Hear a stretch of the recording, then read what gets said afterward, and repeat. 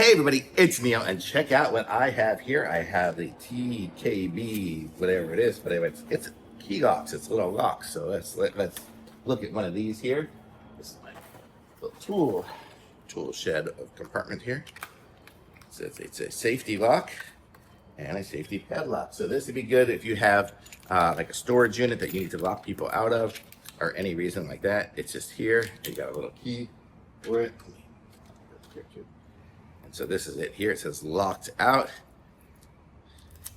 So we can just open it up there. It's got a nice big chain. So if we, well, this is way too long. But if you have just a regular lock that you want to lock something on, you can just run it around it, close it up, lock it on there, and then you have a locked out little lock on there. So you can just lock something out. I'm not going to say it's probably the strongest lock in the world, but it's definitely explaining what it does. So for a storage unit or something like that, you'll know if someone's stealing something. You don't want them to do that. But basic, good lock. Actually, it seems like it's going to be pretty strong.